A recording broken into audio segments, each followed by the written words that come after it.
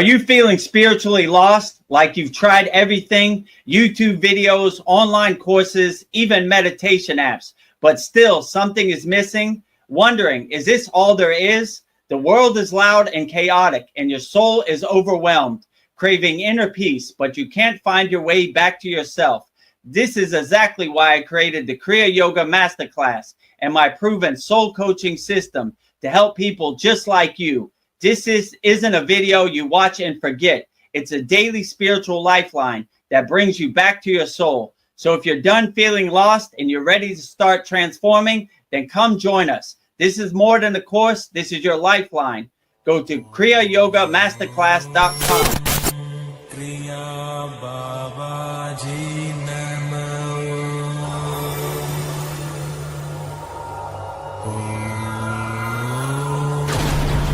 Kriya Babaji Namo.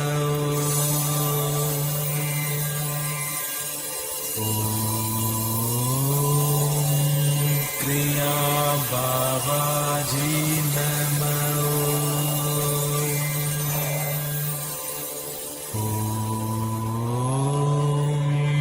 Kriya Babaji Namo.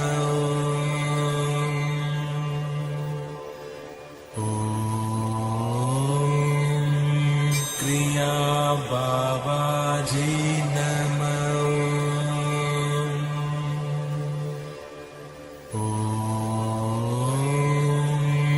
Kriya Babaji Namo.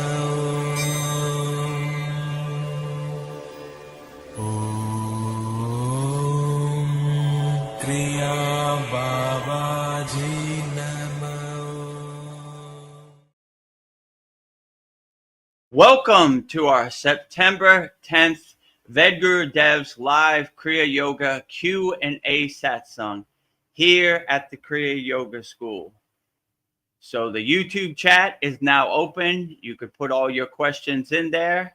But before we get started, we have to welcome all of our honored, auspicious guests.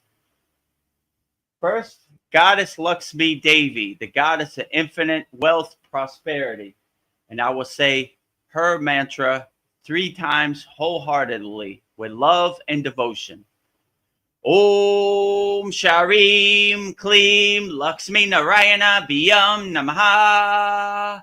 Om Sharim Klim Lakshmi Narayana Biyam Namaha. Om Sharim Klim Lakshmi Narayana Biyam Namaha. Next to Lakshmi is the highest of them all, the first yogi, Adi Yogi, pure consciousness himself, Lord Shiva. And I would say his mantra 3 times wholeheartedly with love and devotion also. Om Namah Shivaya. Om Namah Shivaya. Om Namah Shivaya. Next to Lord Shiva is Lord Ganesha, the remover of all obstacles, Lord of success. And I will say his mantra 3 times wholeheartedly with love and devotion also. Om Gam Ganapataye Namaha. Om Gam Ganapataye Namaha. Om Gam Ganapataye Namaha.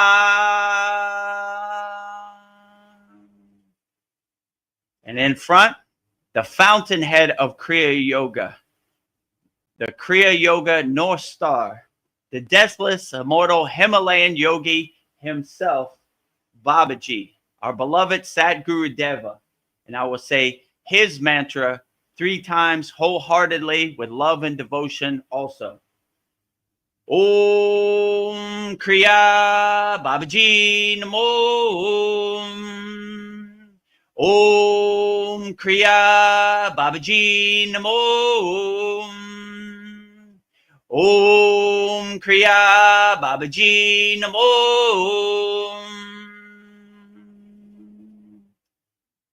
And last but not least, the deathless, immortal Himalayan yogini Mataji herself. And I will say her mantra 3 times wholeheartedly with love and devotion also.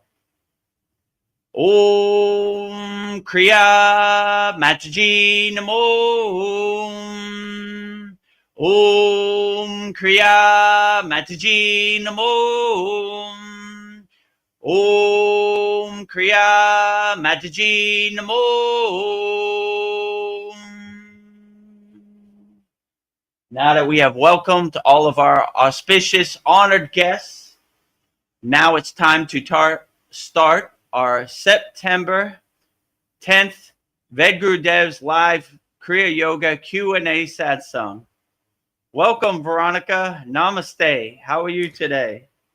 Namaste. Doing great. Absolute pleasure to be here for yet another Satsang. So, if you guys have any questions or comments, feel free. This is all for you. So, I just started my new job. So this is my 3rd day. So it's going great. Everybody seems to be really happy with me and what I'm doing. So, yeah. I don't know, my knee's feeling a little bit better, but just before work, I got a cortisone shot because I'm still struggling and it's starting to feel better. So I don't know. I tried to not do it, but it's just, I don't know. I needed it. So, so I can stay on my feet. Yeah, it's okay. Sometimes if you need a shot, you know, it helps to dull the monkey mind. Because if your monkey mind is activated from the pain, it's hard to meditate and get in a mindful meditative state. So sometimes you need a little bit extra. I know Paul asked me this question in last satsang. So yeah, I was like, sometimes you do need something to keep the monkey mind activated. So take a pill or you get a shot. It's perfectly fine, you know? Yeah, so I don't know. I think it'll just help me get stronger. So yeah, Vedgurudev's right. It was like blocking. I don't know. I couldn't concentrate with all that pain. So yes, I have some relief. I'm doing better. So yeah. Oh, our sister Sandy is here. Always happy to see you, Sandy. She says Namaste, Sandy. Yeah. And she says namaste back to us. And she sent us like hundreds of hearts with stars. Thank you. Oh, we can never get enough hearts and stars emojis here at the Kriya Yoga School. So keep them coming. Never enough. Namaste, Sandy. Thank you for joining us. If you have any questions, put in the YouTube chat. We'll answer it wholeheartedly as best as we can. She just Sandy says, "Yay on today, going well at the new job." Thank you, Sandy. Yeah, that's good news. I'm glad it's going smooth. Thank you. You feel at home. You have a new home. Yeah, I'm just now, instead of focusing on negativity, I'm just like, yes, this is so much better. How did I get here? I'm in such a better place. So I'm very thankful. Another one of our favorite people is here, Zain Ahmad. He says, hi, namaste, everyone. Namaste. Namaste to you, Zain. Thank you for joining our live stream. If you have any questions, put it in the YouTube chat. We'll answer it wholeheartedly as best as we can. My first thought is, like, when you ask people what they want, they usually, most of the time, they say, I just want to be happy.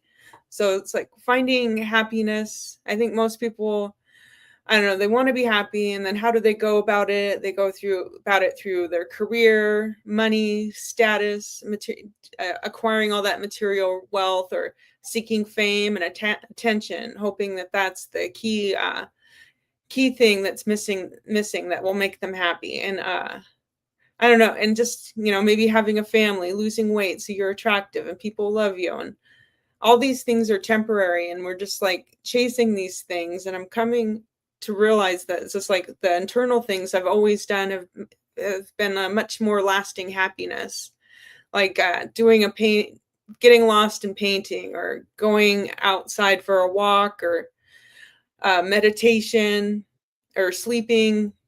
I don't know, it was usually the things I did by myself that it was like it wasn't coming from outside sources that made me happy. And yeah, I think we're all like thinking these outside things will make us happy. And now it's just like I've been wasting so much time. I don't know. I don't know. It's just yeah, it took me a while, but it's like yes, everything was within inside me to make me happy, not internally is where the happiness is. So yeah, that was my first thought for tonight. Yeah, my guru used to say, if you can't go outside, go inside. When I asked him when the C word happened, what should I do, Baba? He said, if you can't go outside, go inside. So you begin to realize that happiness is internal, not external. Happiness is inside you as you. So when you see The Wizard of Oz, you see all these marketing campaigns. They're trying to sell you something, happiness, that they don't have.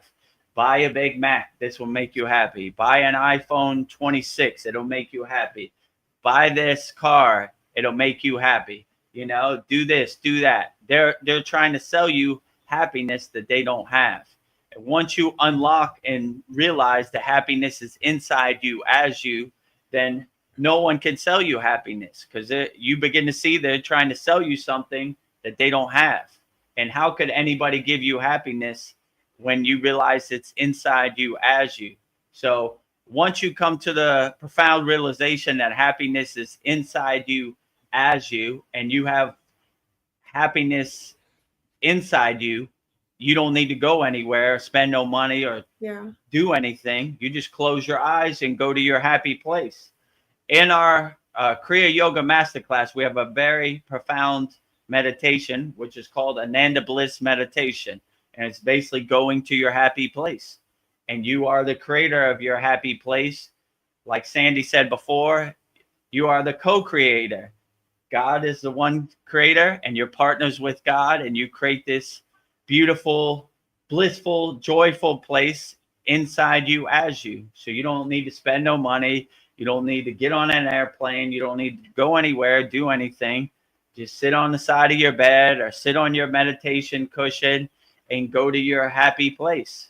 So yeah, once you unlock and realize that happiness is inside you as you, then you see all the happiness that everybody's trying to sell you is this fairy dust. You know, they can't sell you something they don't have. But when you realize happiness is inside you as you, then you do what makes you happy, and no one can control your happiness. No one can tell you what happiness is, because you create your own happiness, or you co-create it with God together, right? So they have no clue what makes you happy, because you create what makes you happy, you know? So anytime they say this will make you happy, that'll make you happy, they have no clue what they're talking about, you know, because only the person who knows what makes you happy is you, because you live inside yourself. You're the king of your castle. You're the queen of your castle. You control what makes you happy. So they're just basically telling on themselves by saying, I know what makes you happy. You know, like, let me tell you what makes you happy. That is the height of ego, right? Like, you're so ignorant that I'm going to tell you what makes you happy. You know, like, Big Mac doesn't make me happy. Yes, it does. Chicken nuggets don't make me happy. Yes, it does. You know, iPhone 20 million doesn't make me happy. Yes, it does. You know, this new car doesn't make me happy, you know? And if you really look behind the curtain, you'll say, I'm going to spend 30,000 US dollars on a new car. I'm going to be stuck in debt for the next 5 years. And that's going to make me less unhappy. Yes. But they don't care. They already got your money. You know what I'm saying? Yeah. Like, they don't care if you got to eat a can of beans or sleep under a bridge to make this payment on the fairy dust car they sold you, you know? So it becomes real ugly, right? Like I said before, most people in the world would just push you in front of a bus just so they could get a couple extra dollars, you know, which is totally gross to me. Like, gross, gross, you know, like, Ugh. yeah, I mean, think about that, you know, like, I don't care if this person goes into debt or has to sleep under a bridge. Long as I get my commission from selling this car, who cares what they do? So Yeah. I don't know. It's not a good way to live, And I'm not really into sales, like selling No. people something they don't need, like tricking their brain, like you need this or you need that. Let me tell you what will make you happy, my friend. Ego, you know what I'm saying? That is the height of ego. Like, I know what's good for you. You're so stupid. Just listen to me and do what I tell you, so yeah, when you start to realize that happiness is inside you as you really start to wake up. And I don't have to go anywhere. I don't have to buy anything. I don't have to do anything. I just close my eyes and go to my happy place whenever I want. And that's a beautiful, profound thought. And, I encourage everybody to do that as much as possible. And if you don't know how to do that, all the information's on the screen, Yeah. So yeah, happiness is internal, not external. So once you have that as your mantra or your affirmation, then it'll guide you through life, right? Yeah. So you'll begin to see the pieces on the chessboard, 3D chess, or the Wizard of Oz. When you drive down the highway and you see a billboard, buy a Big Mac.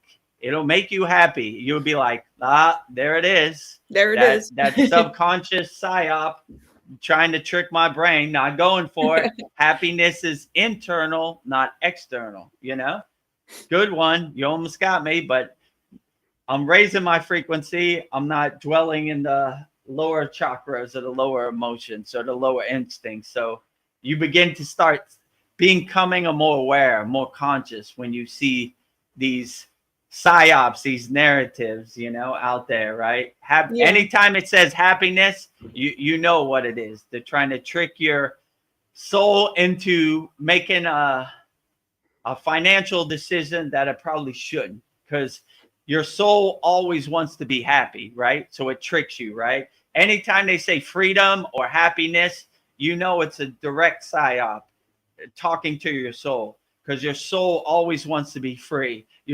Your soul always wants to be blissful and happy. So anytime they have that word freedom and happiness, it's attacking your soul, right? It's speaking to your soul. These are I want this. Masters of distraction. Your soul always wants to be free. Your soul always wants to be happy. So they sneak up on you. You're driving to work. You're a little bit sleepy, Oh yeah, I do want to be free. Oh yeah, I do want to be happy. What are they talking about? Oh, iPhone 28. Okay, I need that to be happy. What? Start your morning off right with I don't know, some pancakes and hash browns at McDonald's, and you're like, yeah, pancakes make me happy. Hash browns make me happy. Just want to be Orange happy. juice makes me happy. So it starts activating your monkey mind, right? Yeah, you can't have happiness by yourself. It's impossible. You need external things. You need a car to make you happy. You need a food to make you happy. You need a phone to make you happy. So it starts tricking your mind into making decisions it shouldn't.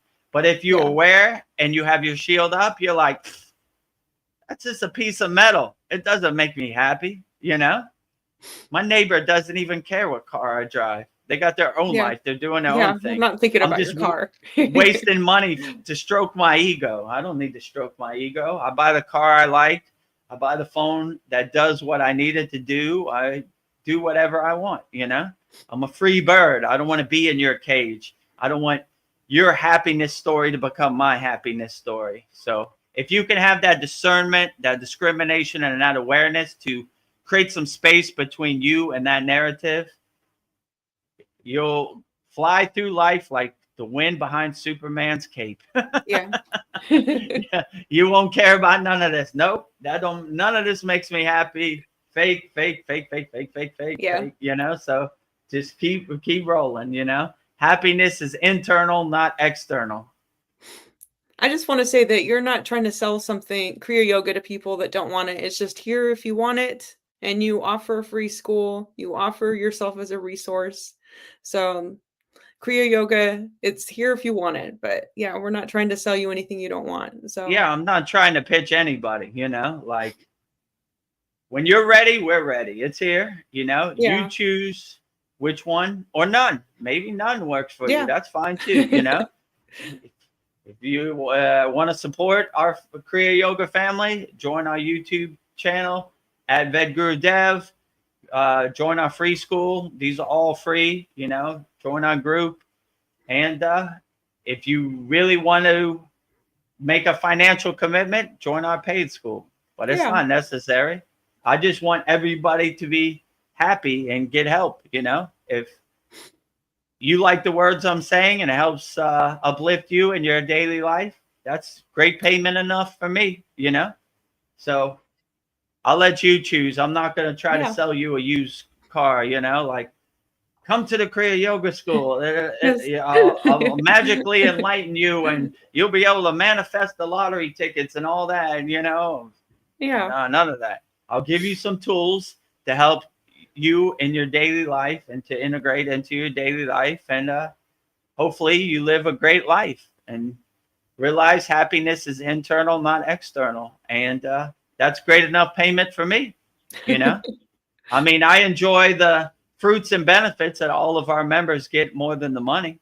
Money's just some fairy dust thing, comes and goes, I'm not Yeah. attached to it. So I would much rather you be happy and healthy and help navigate this Maya delusional world than have some fairy dust toilet paper money that comes and goes, right?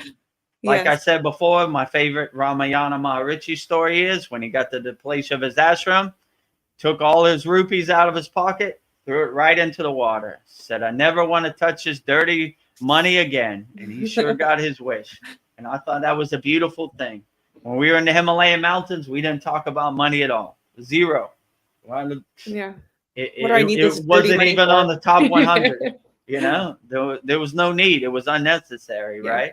And most people think, how do you live without money? Oh, it's possible.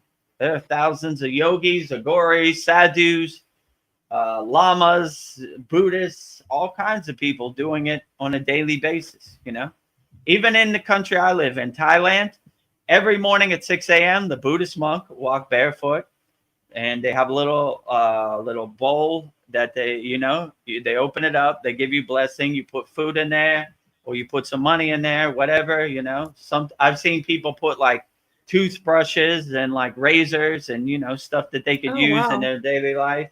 Yeah, sometimes you could buy at the store like a pack, right? It's like a candle so they could read their Buddhist scriptures at night, Yeah. right? Because they don't Hmm. certain holidays they don't use electricity. They don't believe it. They're old school. And what else they have? I don't know. Toothpaste, different stuff you use on a daily basis, right? So Yeah. they'll give you like a travel pack, right? Oh, that's nice. So yeah, it's good. They have like a bucket and it has like Buddhist essentials sometimes, and Yeah. Hmm. you put it on a cloth and you put it there and they pull it to themselves and put it up. So yeah, that's cool. Yeah, So that's very thoughtful. Yeah. it's not about money. Most people they have like a little table in Thailand and they line up on the street and wait for the Buddhist monks to come and they give them rice and food. And so when you really walk the spiritual path, money is not really that necessary because people go out of their way to make sure you have what you need, so you don't have to focus on this Maya delusional financial world. You Yeah. could focus on the higher meanings of life, like what is your true inner potential, without any distractions from the glare of the Maya Yeah. delusional world. I'm blind. Well, speaking of happiness, Sandy has a comment, and good healthy knees make me happy. But she says, I've had knee pain last 5 months. Glad you're getting some relief. Uh, I have found indica helpful. Oh, I'll have to get some indica.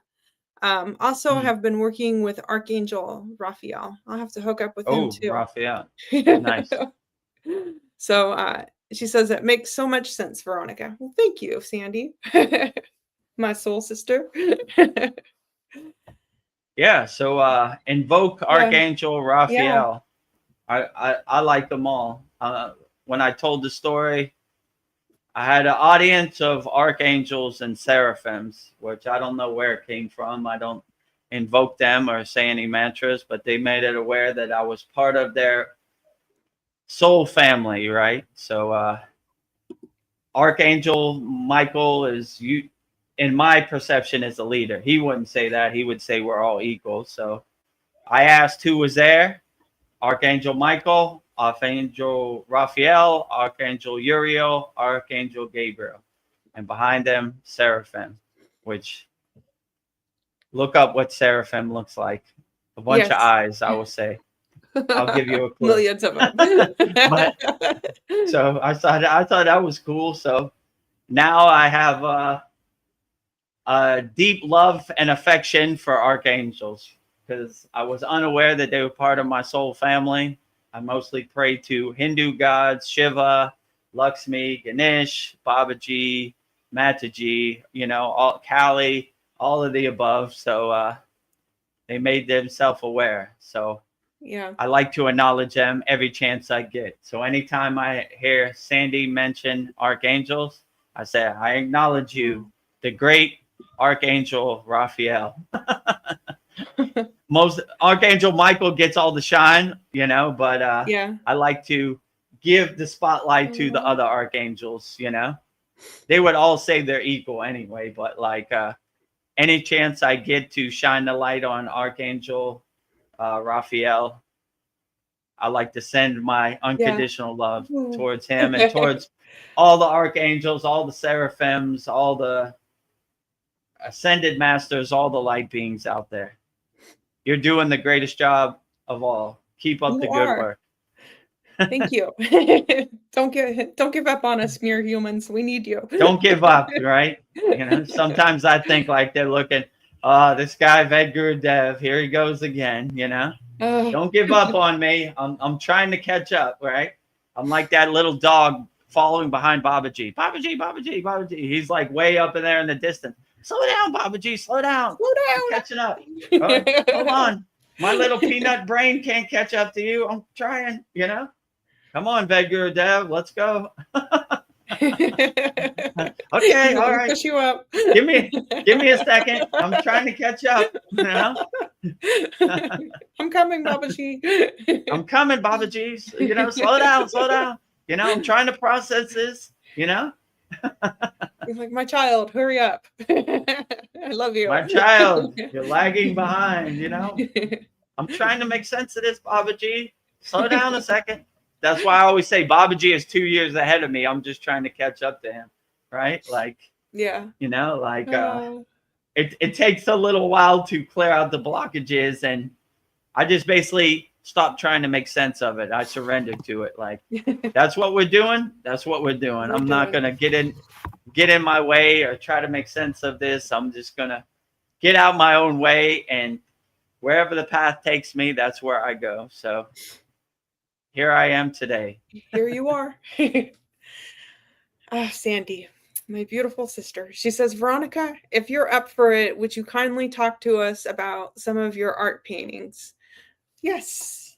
Yes, and she wants to know what inspires your art. And she says, I feel so much healing from them. Chakra healing. Nice. Oh. So yeah, maybe put yourself on the big screen so they could see. Okay. Put me on the little screen. Okay.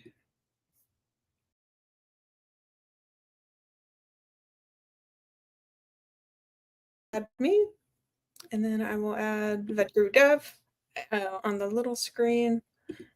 Here we go. Okay, yeah, good. Okay, so let me see. So the painting in the pink, that was my very first painting I did for the Kriya Yoga School. It's the 7 chakras.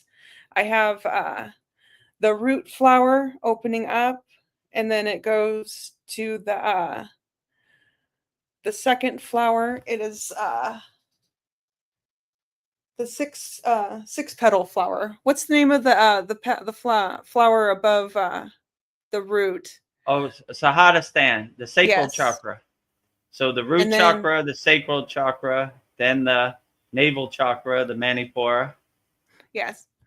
So I did each flower, the color, each chakra as the flower, and then I did it with each. They had the number of petals for each flower, and I did it the right color for each chakra. So like the heart chakra is what was it? A 10-petal green rose, and then the throat chakra, it's 16 petals, and I did it like the flower Veronica is shaped conical shaped. So that's yeah, and Veronica painted this painting. So and then it goes up to the third eye, 2-petal flower, and then the crown chakra, 1008 petals. So and I just found a frame for it. I don't know. I've been looking at it. It was my first painting, but I think it's my favorite one. So and then all of these paintings I have up here are what I did for the Kriya Yoga school. So the second one is the Shri Yantra one over here. So that's for Lakshmi. So for wealth and blessings, it's the yantra symbol for Lakshmi. So I will just like sit in this room and just stare at it. And then the third one I did for it happened to fall on Shiva's celebration, so I did the Shiva Shakti energy. So and then I've got the Shanmukhi Mudra, the hand one. I don't know, it's in the corner above my head. And then I've got Lord Ganesh I just did. So what inspires me?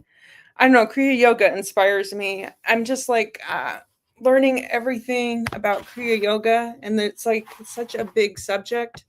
I just kind of like put everything I'm learning into paintings because I'm more of a visual person. So I just speak with images, but I don't know. I can't paint things unless I love them. So I just put all of my love into the paintings, and it inspires me from Kriya Yoga. So I don't know. I'm running out of room. So I think my my gallery is just going to keep changing. So it was a struggle trying to fit all these up there. And then once I get a frame in them all, that's going to really take up some space. But I was thinking in my next one, I'm going to get a huge canvas and do like a huge tree and do like several cups, and it'll have all the yantra symbols for all the deities, like Lakshmi, Babaji, I don't know, as many as I could put on it. And it would be like symbolized filling up all the Kriya Yoga cups to send out to the world. But I'm constantly coming up with ideas as I keep going deeper into Kriya Yoga. So I don't know. It just like these ideas just come to me. So I think when you love what you're doing, that's what inspires you. So I don't mean to ramble, but thank you, Sandy. I try not to make this about me, but it's all about Kriya Yoga, but it is about Kriya Yoga. So yeah, thank you. My heart chakra is like heating up. So yes. Oh. Yeah, so in our Kriya Yoga school, every 3 months we give a certificate, and these are all the paintings. The first one was the 7 chakras. The second one was okay. The second one was what? The second one was the Sri Yantra. Yeah. And the third one was the divine union between Shiva and Shakti. Oh no, the third one was Babaji's painting. Yeah, Babaji. Yeah, you're right. The 1-year anniversary was Shiva and Shakti together, the divine union, right? Yes. And one after that was Shanmukhi Mudra, which is basically closing the 7 gates, the mudra. And the last one was Lord Ganesha. Lord Ganesha. Removing all the obstacles. Yeah, so very profound and beautiful. Yeah, I don't know. Kriya Yoga has like made me like become more creative. I was kind of stagnant. So I don't know. That's like a spiritual journey. I don't know. Like I found like there's been a swing like where I would think I have to do everything. And now like I'm thinking like, why do I need to do anything?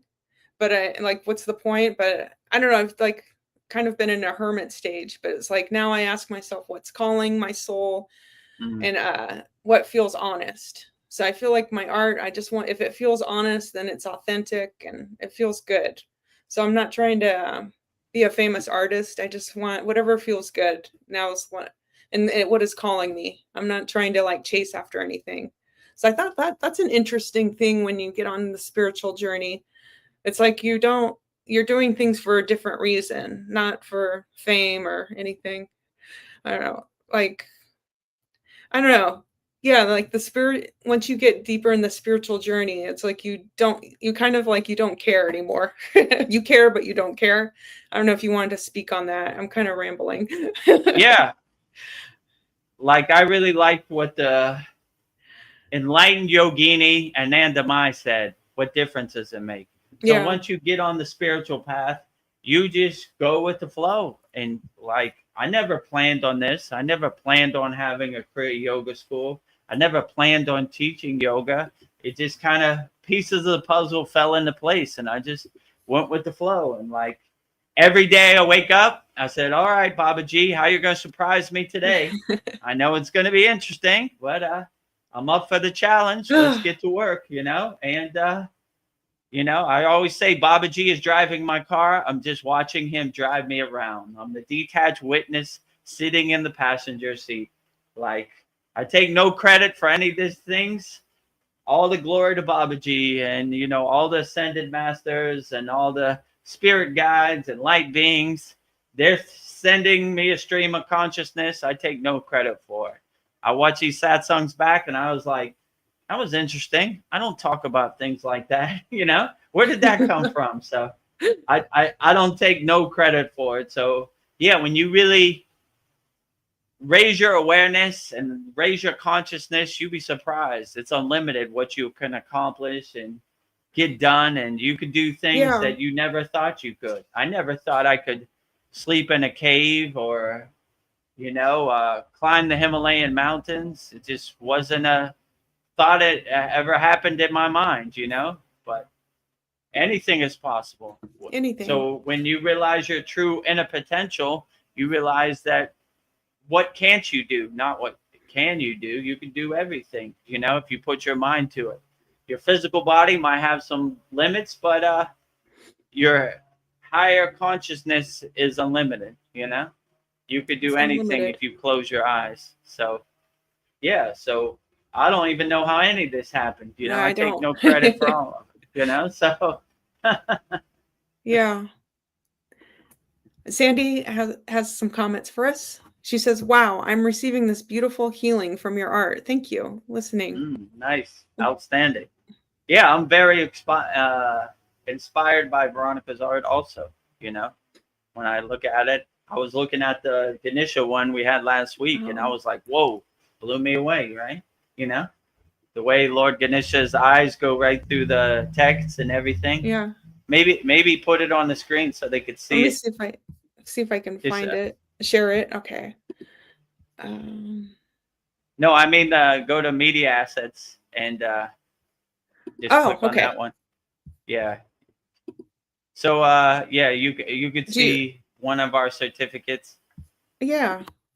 There's my certificate. Yeah, there you go. So you see how Lord Ganesha's eyes just go right through it, right? Like, I like how that came together. Yeah. So that's our actual 18-month certificate, 1 year and 6 months. So last weekend, the Kriya Yoga School celebrated its 1.5-year birthday. So every 3 months, we give out a certificate. And all the paintings in the background are done exclusively by our in-house artist, Veronica.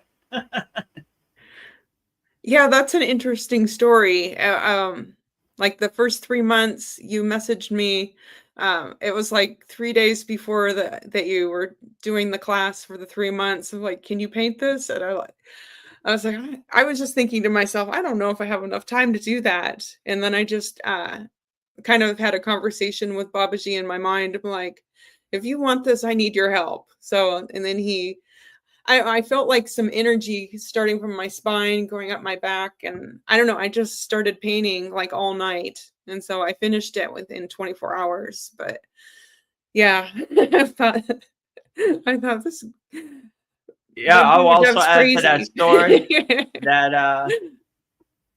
I said, Babaji, how should we make this certificate truly divine? And the inspiration came to me, the darshan, that Veronica's a painter. Ask her to do the painting. I was like, sure, Babaji. Yeah, ask her. And that's what I did. Babaji tells no lies. So Yeah. I did exactly what he said. And that's how it came together. So divine inspiration. So just delivering Babaji's mail. Yes. Yes. Babaji lit a fire in me. Thank you, Babaji. You changed my life. Jai Babaji. Well, I'll just go through Sandy's comments. She's got several of them. Hold on. I'm going to put on the comments so I can see when they come up. Okay. Yeah, there you go. Yeah, Sandy says that's the one I had my eye on. Yeah, the chakra painting is my favorite one. I think that That's would the look one that beautiful. started everything. Yeah. Yeah, you'd think I don't know. I love them all, but that one it always catches my eye when I come into the room. Yeah, I like And it too. she says, but they are all powerful. Yeah, thank you. And Sandy coming says, soon in our Saturday class, when I do it in my meditation room, we do all of our classes in my meditation room. yes. My birthday's coming next month, so I'm gonna make a nice collage of all of them, like all 6, Yeah. to fill the space on my wall also. Yeah. So I think that's very inspiration and beautiful how Veronica has all her Kriya yoga artwork behind her. So I aim to do the same. Yeah. You'll have your own gallery. I have my own gallery, inspirational Kriya yoga artwork. And Sandy says, I love this so much. They are powerful. Oh, and she says, I can see the Shiva and Shakti, unless it's too hard. Oh, she wants to see it. Let's see if I can even reach it. Oh. Yeah, the divine union between Shiva and Shakti. For those that don't know, yoga means union. So this is the masculine and feminine energy coming together as one. There you go. So, and I just, of course, Shiva's blue, and then I did, he's the moon, and then the Shakti energy is the sun.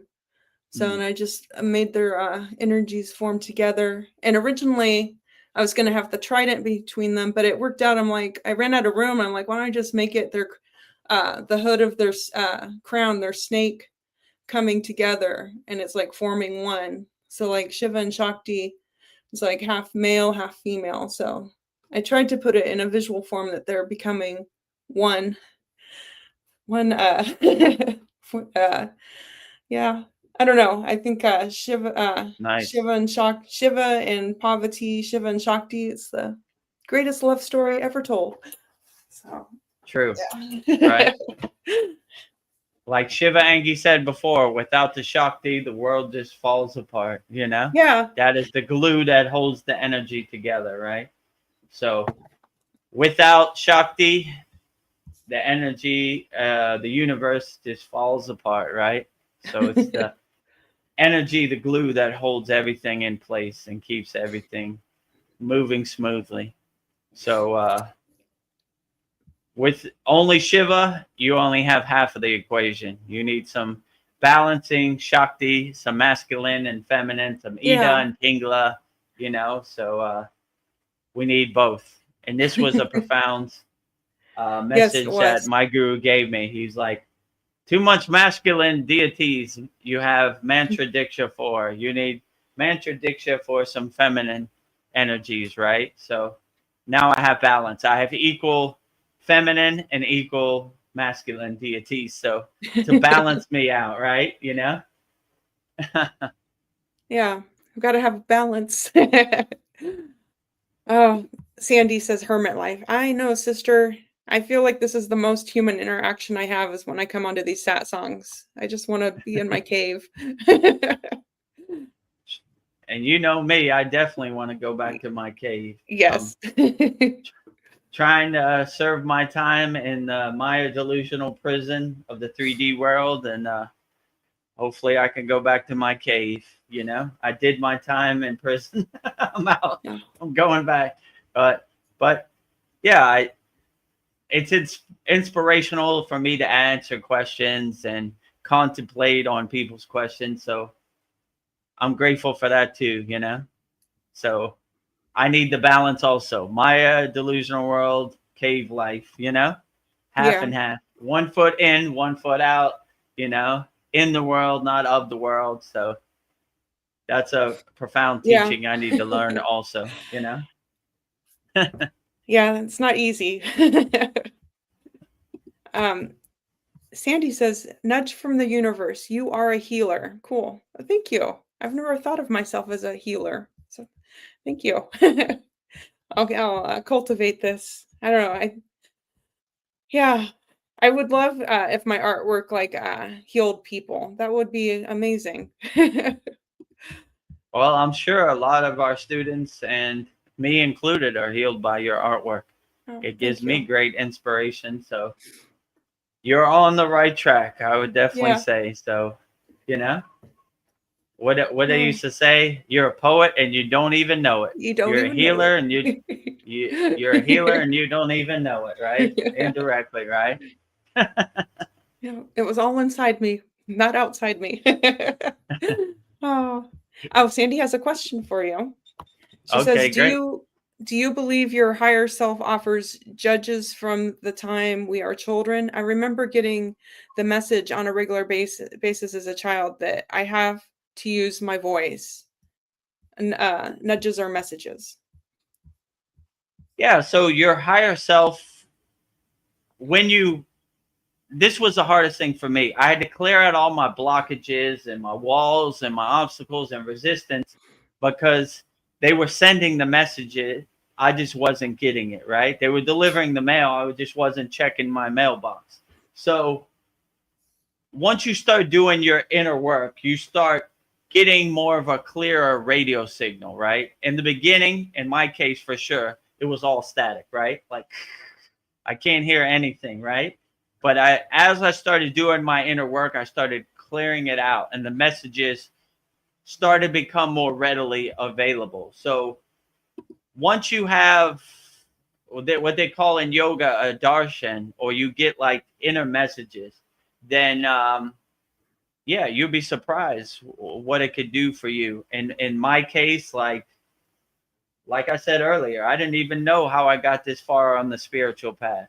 All I did was listen to my intuition, my inner message. So the reason we do all these kriyas and everything is that basically to purify and cleanse our connection, our radio signal. So yeah, you'll start to get these messages, these breadcrumbs, these signposts, these darshans that like your your spirit guides, your ascended masters, they're waiting for you to catch up to them, right? They're waiting for your acknowledgement, right? Most people, like the yogis say, most people are sleepwalking with their eyes open, right? They're just walking around here like zombies, unaware, you know, like they've been hypnotized to think the yoga, the spiritual path is some woo woo stuff that doesn't really work, right? So they have all these blockages and obstacles. But once we clear out the blockages and obstacles, then we really see the higher truth. And these messages are waiting for your acknowledgement. And once you acknowledge them and you're open to them, then they come readily. So, yeah, I would definitely say listen to your soul, listen to your consciousness, and let that be your North Star, and let that be your guide, and let that take you to where it needs to take you to.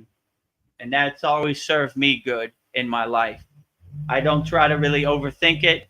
I just kind of surrender to the path, you know? So let it take me where it takes me, and have a inner ear to hear the subtle messages that are coming from the astral plane, the Akashic records, you know, your spirit guide, your ascended master. So I'm always on the lookout. I got my ears open, right? Like, you sent in a message today, I'm readily available to accept it. My my radio antenna is tuned in. I cleared all the static out as much as I could, so I'm ready to have tea on my crown chakra anytime. Any light being is ready to reach out to me. I'm readily available. So, yeah, I would definitely say once you raise your consciousness, then you're way more open to hear the message, which Yeah. most people who dwell in their lower instincts or in a fear-based state, they can't hear the message. So all these practices are basically to purify and cleanse our Susimna Nadi, our middle tract, so we get the pillar of light that comes down, So most people would be like, oh, why the top of my head hurt so much? I guess the sun is bright today, But Yeah. me, I'd be like, oh, the pillar of light is descending on my crown. God is great every day, right? Every day. So time to have tea with God on my crown chakra. So, yeah, so I'm always trying to open the gates of my crown so I get the pillar of light, And my guru used to say, the lowest any of these light beings or deities can come is to your crown chakra. So that's why we're always bringing our energy up to our crown chakra to purify the connection. So if there is any message that is being sent, you're easily to get it, right? Like I said, most people don't even check their mailbox. But if you do Kriya yoga or you're on any spiritual path, you're always checking your mailbox daily, right? Like, what letter God send me today? So, yeah, I would just clear your connection, purify your connection, and do your pranayama, your breath work, so you have a line connection in your Susimna Nadi. And all your chakras are unblocked. Your kundalini is free-flowing, so it's easy for that snake to pierce all 7 of your chakras, uncoil up to your crown chakra, and open its hood fully on your crown chakra, let's say. So that's why we do what we do. We're clearing out the static on our radio signal. So God has a direct connection, and we could become a radio antenna and transmute God's signal out to people worldwide. Yeah, I have some comments, so I'm going to go through those really quickly. Somebody new, immortal but unaware, says, "Is this video being live?" Yes. Yes, this video is live.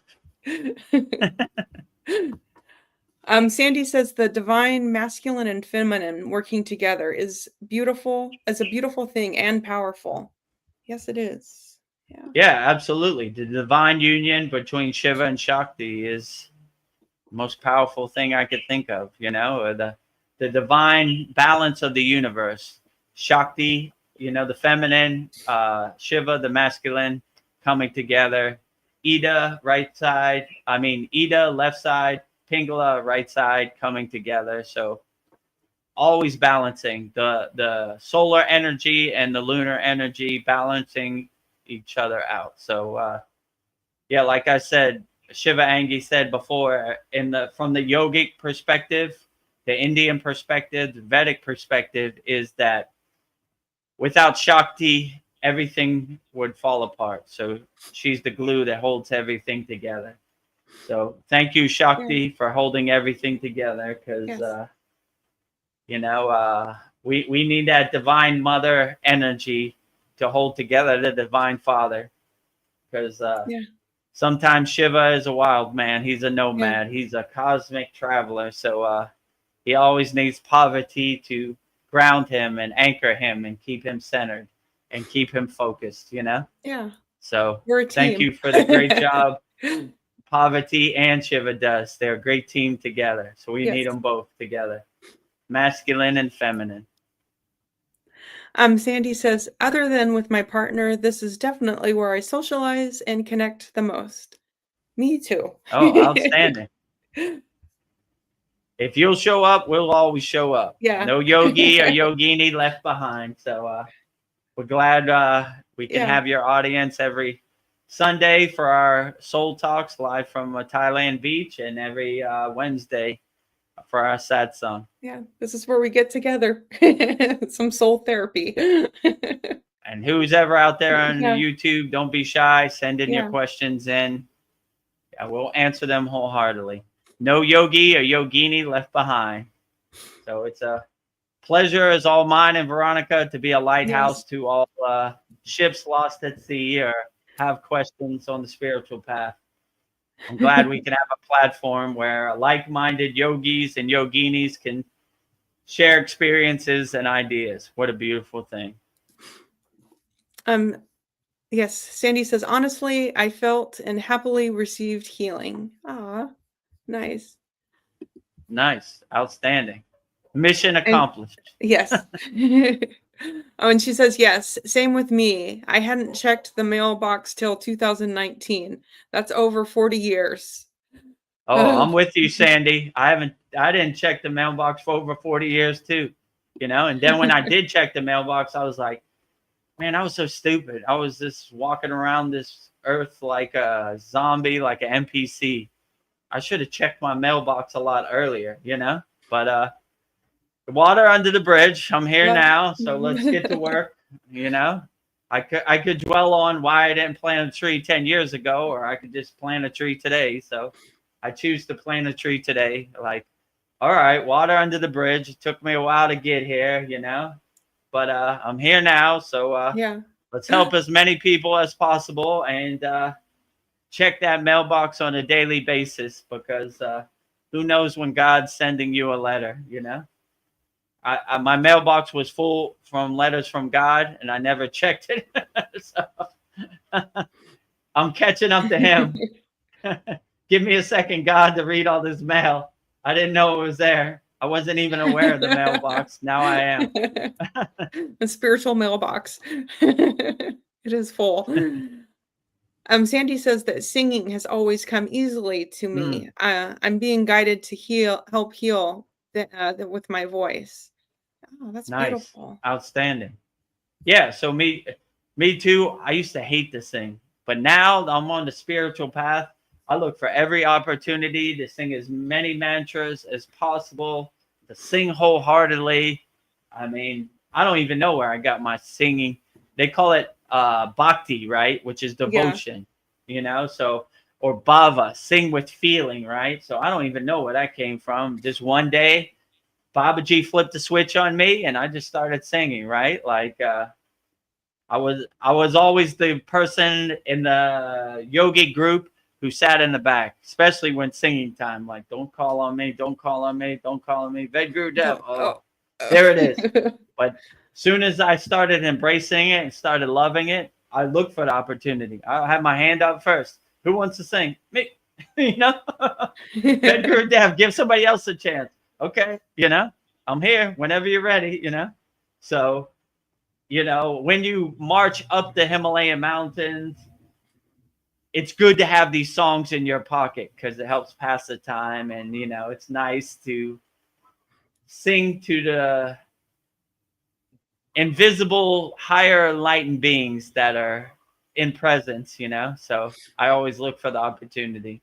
So my go-to was Gayatri, but I love them all. I'll sing them all, you know. You could call out any song, you know, and I'll sing it, you know. Or if I don't know it, I'll make sure I learn it so I'm ready for tomorrow, you know. Well, speaking of singing, we just filmed the Kali mantra, and I don't know, as you were counting out the 108 mala beads, I could feel you getting happier, and your energy just lifts. I don't know, I can feel it. So you really do get happy singing from your heart. You love the mantras. We can feel it. So every Monday we have Mantra Monday at our on our YouTube channel. So we have a playlist called Mantra Monday. You could see we've done Babaji, we've done Mataji, we've done Shiva, we've done Lakshmi, we've done Ganesha, and today we just filmed Kali, which will debut on and premiere on Monday for Mantra Monday. So subscribe to our YouTube channel and you'll get notified every time we post a video or have Mantra Monday. So yeah. When I do these satsangs, I got to wake up like 6 a.m. So I'm a little sluggish, fatigued, shaking off the rust from my sleep. And yeah, but then I get into the Kali mantra and I start perking up, right? She has that fierce bija, the sound syllable that gives you that ferocity, right? Wakes up the sleeping lion, right? So, yeah, so that was my case, My guru used to say Kali is fierce or ferocity, right? Which you don't need that. You need more humbleness or more calmness. So, Kali's probably the one I go to the least, Yes. I say it every day, but I don't lean into it because I have too much ferocity already, right? Yeah. I need to lower the ego down. I need to go down the humbleness. So yeah, so I was a little gun shy in the beginning, but then when I got into the Kali, it brought out my inner rhythm of it. ferocity, right? Right? Like, I don't know. And when they give mantra diksha for Kali, they usually give you a disclaimer, like, a lot of people use Kali for the wrong reason. And so we want to make sure you use it for the right reason. You focus more on the divine mother aspect of Kali, not the ferocity of Kali, Her tongue's out. She's holding a cut off head in her hand. She has a necklace full of heads, which symbolizes the ego. In the picture, you'll see she's trying to step on Shiva, but Shiva is pure consciousness, and he has his shield up, so she can't step on Shiva. So, yeah, I focus more on the divine mother aspects of Kali, not the ferocity, which works good for me. But some people need that ferocity, It's good for women to find their inner voice, with Kali, the ferocity, right? So if you're a shy woman and you speak softly, Kali will bring out that ferocity inside you. So if you need some ferocity, say the Kali mantra, and it will premiere next Monday, 11 a.m. Eastern Standard Time.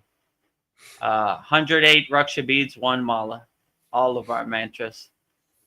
Yes, I love Kali. Yeah, I love Kali too. Just I got to tone it down myself. It's too much. It's too much extra for you. Why so extra? Vedagurudev. It's Kali. I do Kali. I might run up the mountain, right now, right? Right? Like I'm like Braveheart, right? Holding the flag. Yeah.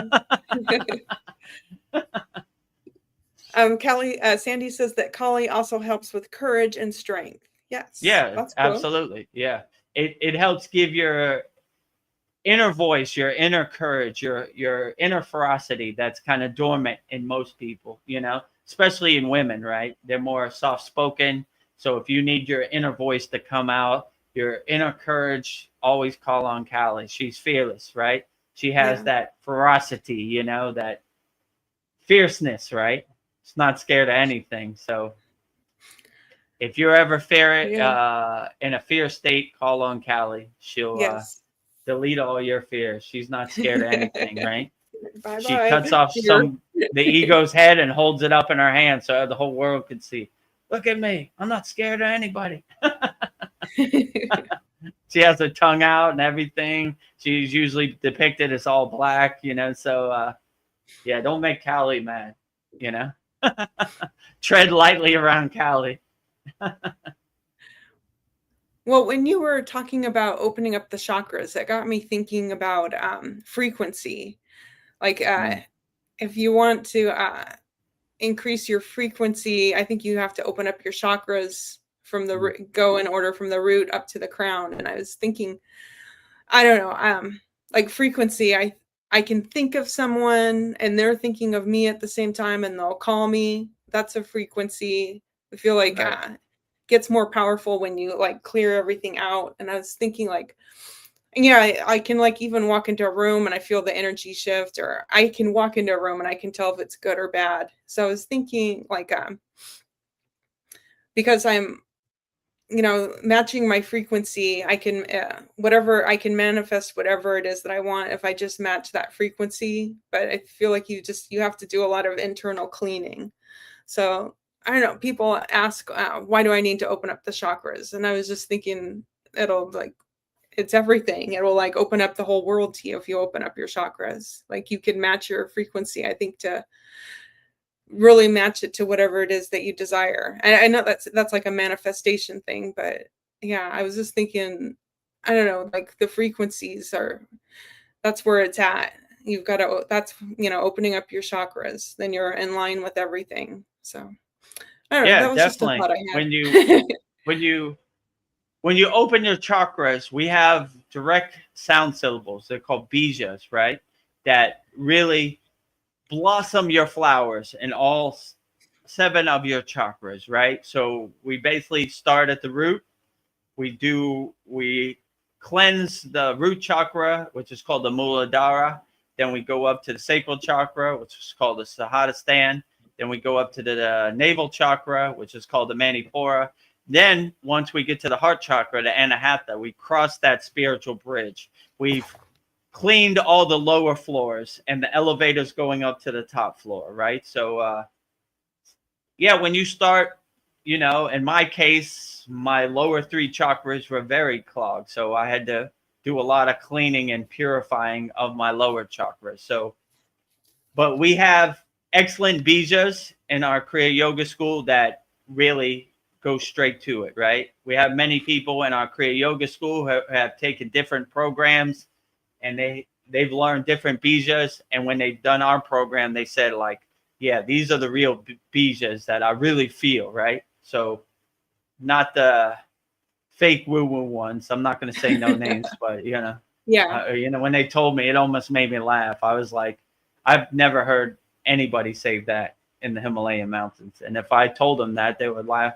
They would roll on the ground laughing at me, So we have direct bija mantras, straight from the source that really unblock your chakras and open up your chakras. And once all your chakras, your energy wheels open or start spinning, then you have a free flowing energy frequency where it's easy for it to travel up to Sushumna Nadi.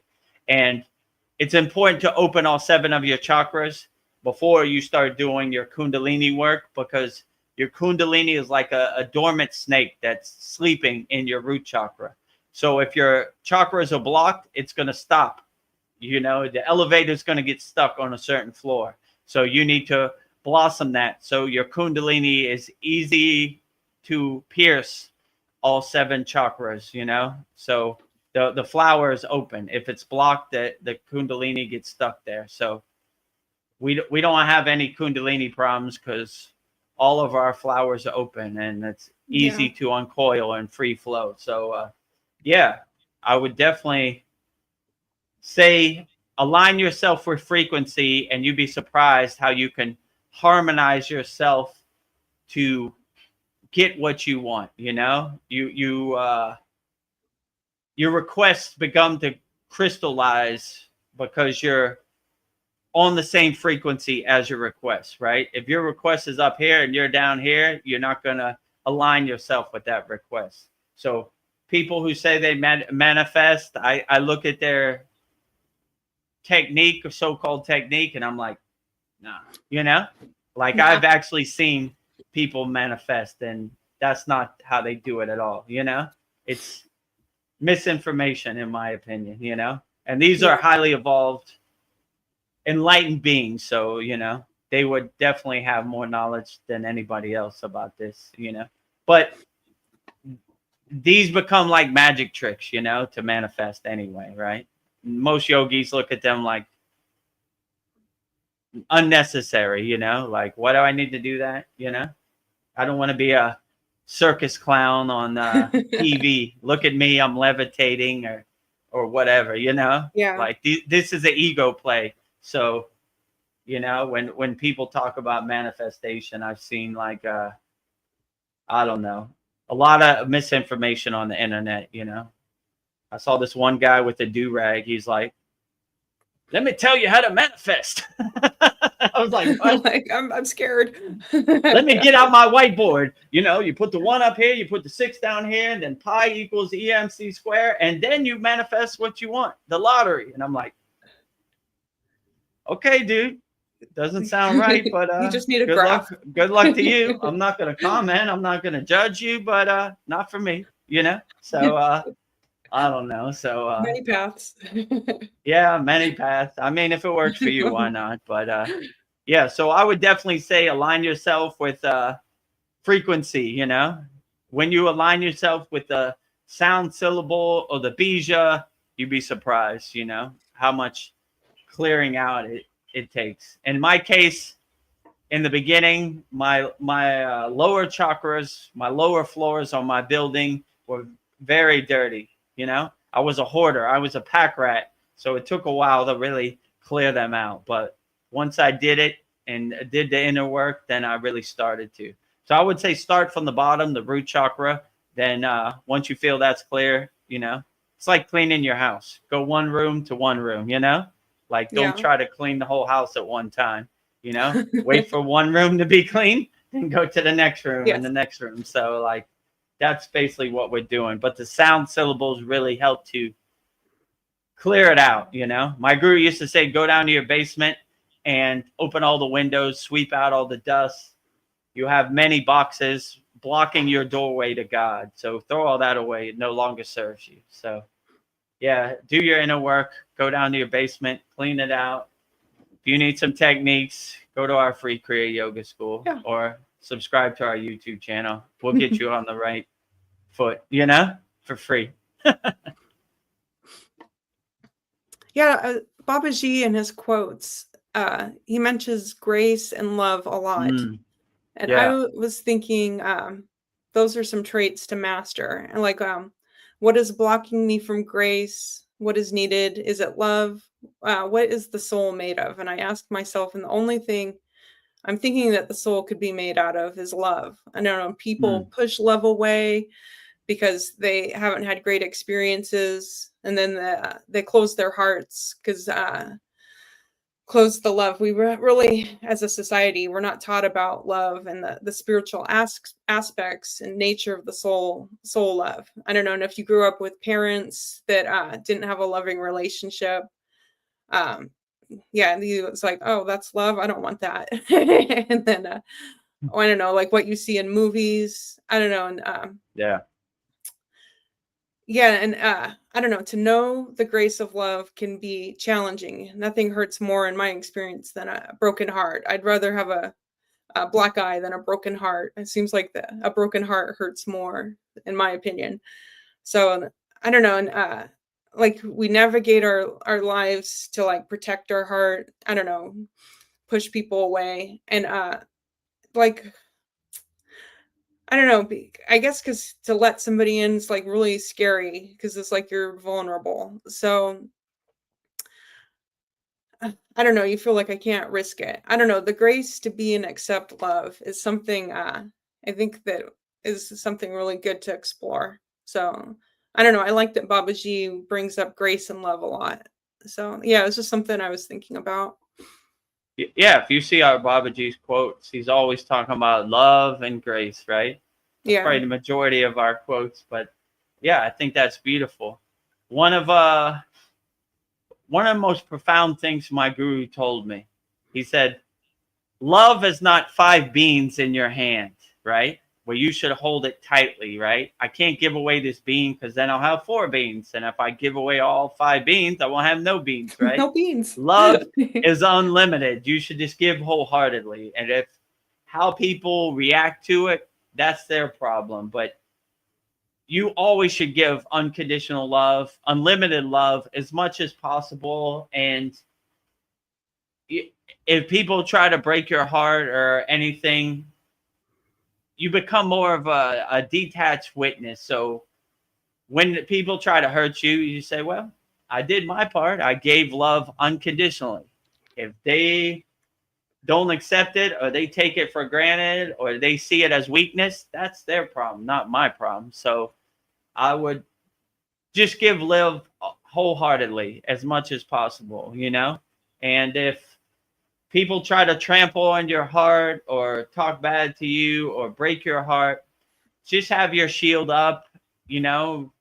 Nothing lasts forever. People come, people go, you know? And if the only way you really suffer is if you attach to it, or if you're looking for some expectations or outcome. If you don't really care, all right, that person came, that person goes, you know. I was friends with this person in 6th grade. Now they moved away. It happens, you know. People come, people go. Yeah. You know, this is the Yes. circle of life. So, but the only thing I can control is how I react to it. So if I react to it like this happens, nothing's going to happen the way I want it to happen. Maya delusional world happens the way the Maya delusional world happens, right? The Maya keeps Mayaing, you know, and it's not going to adjust for me. I got to adjust to it, you know. So yeah, I look at it like, well, you know, this person used to live across the street from my house. They moved away, and I found some new friends, you know. So I pivot, I adjust, I stay light on my toes, I change course, and nothing really happens forever, you know. It's like people come, people go, you know.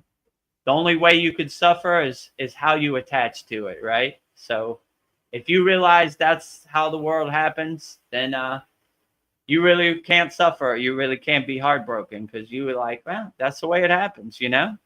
And that's the kind of the way I look at it. People I was friends with 10 years ago, or moved away, or did something else, so don't call me no more.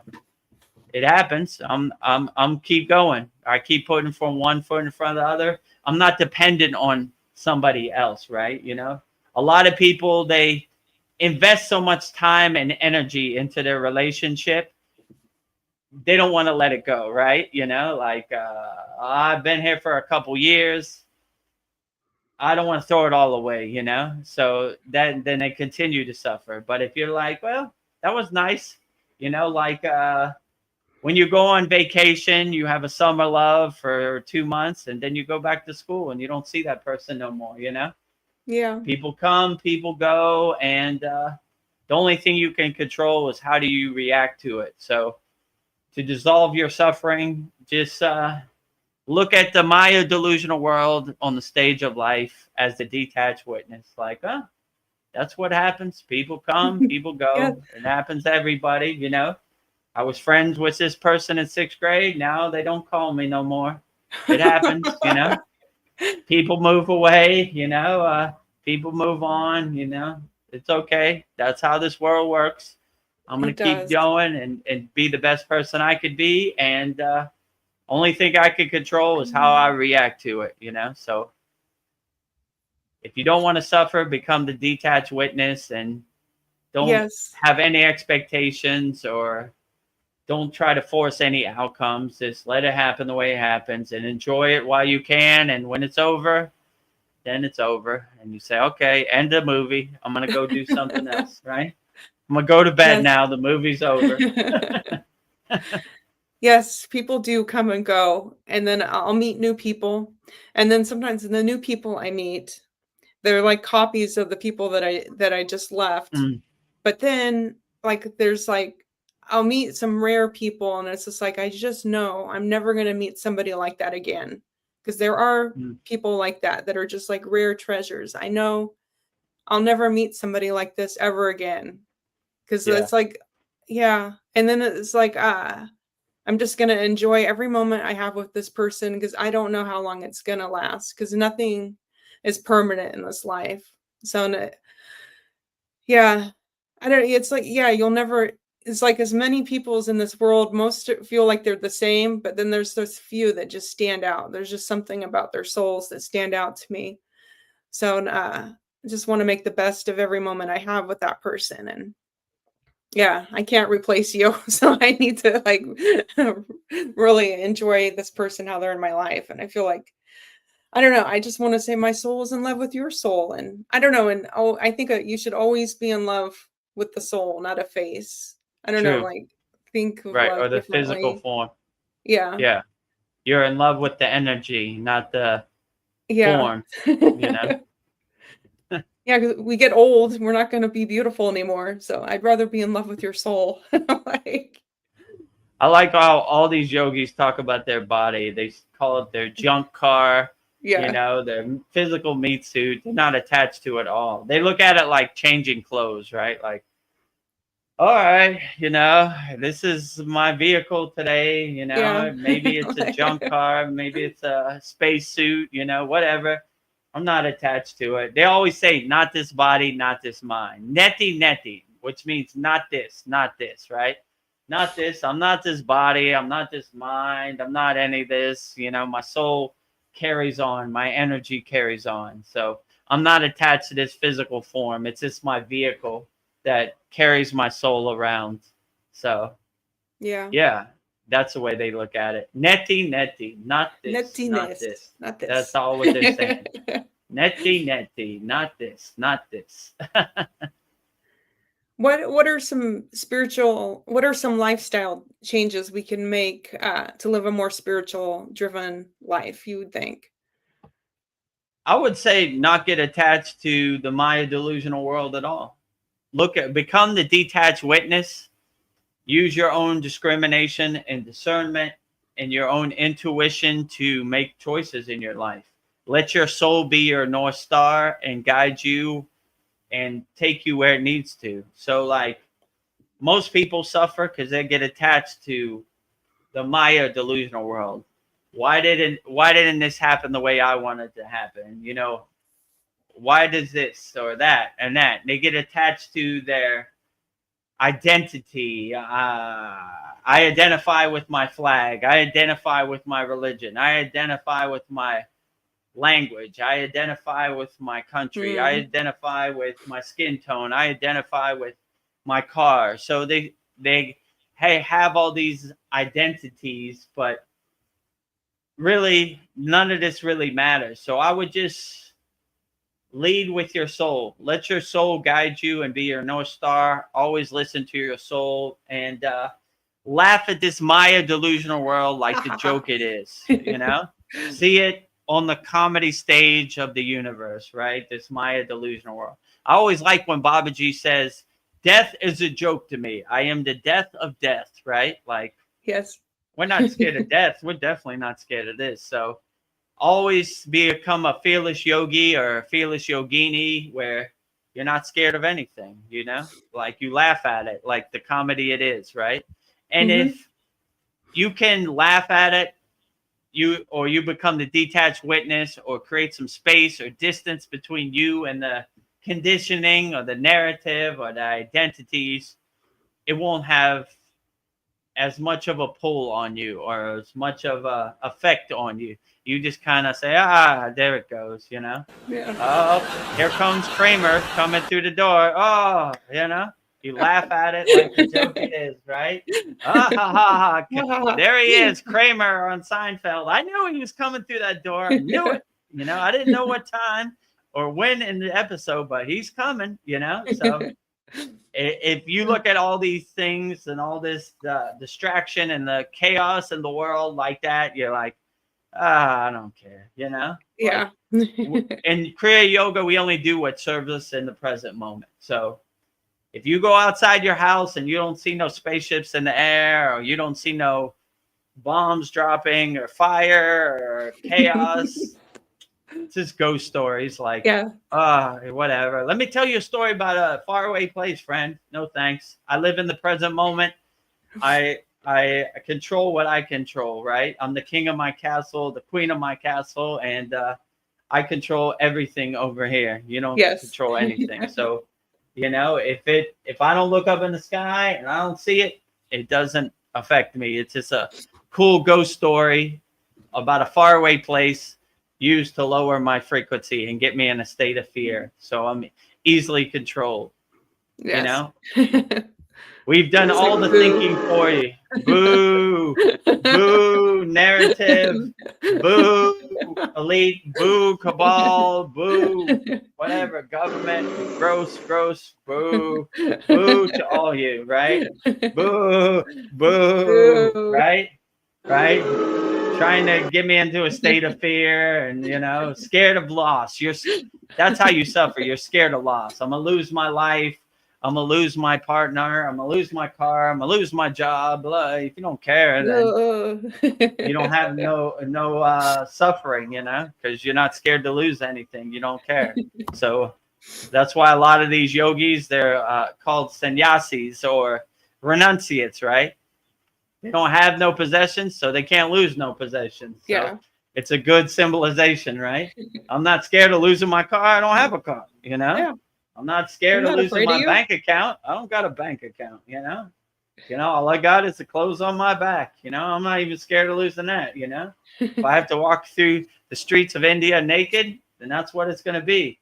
They have these spiritual beings that are naked. They're called Naga Babas, right? They just walk around naked, you know? Yeah.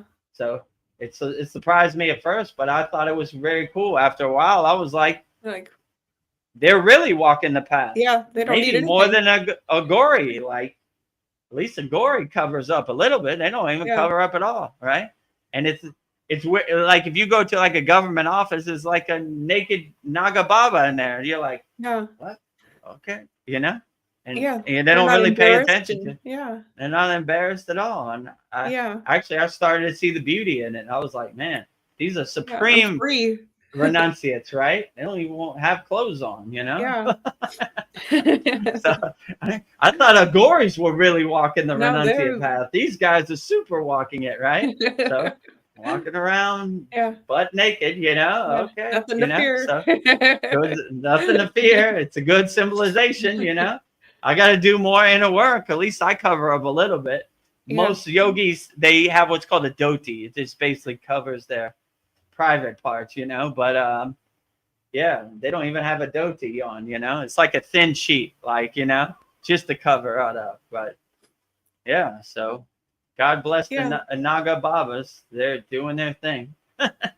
Yeah. No distractions. They're out there. They're out there, right? Yeah, for sure. What would you say to someone who says that a spiritual life is boring? Because a lot of people say, oh, I don't want to meditate. That's boring. They're attached to the narrative. Yeah. If you really start to meditate, you see it's the most unboring thing of all, right? It's attuning yourself with your inner self, right? And cutting out the distractions. So your monkey mind lies to you that you need to have something, you need to have some activity, you need to have some action, right? Your monkey mind is like, look over there, look over there. Oh, look at that, right? So you become a master of distraction through your conditioning, right? So anytime someone tells you to sit with your eyes closed and be empty in meditation, it really sounds like junk or boring to the monkey mind, because the monkey mind needs action, it needs activity, right? Being calm and still, monkey mind hates that. So yeah, anybody who says meditation is boring, give it a try, you know. It's probably the most, in my opinion, unboring thing of all, right? And you begin to see you don't need action, you know. All these are distractions. Like I need to know what Kim Kardashian's going to wear to the Grammys. How does that serve you in the present moment? It does, you know? So all these distractions you become a hoarder of and you collected, you don't need them anyway. So what is boring? Boring is not attuning yourself to your true inner potential. Yeah. That is the most unboring thing I've ever heard. Boring is worrying about what Liam Neeson and Pamela Anderson are going to do today. That is super boring, right? Boring is worrying about what Donald Trump is going to eat for dinner.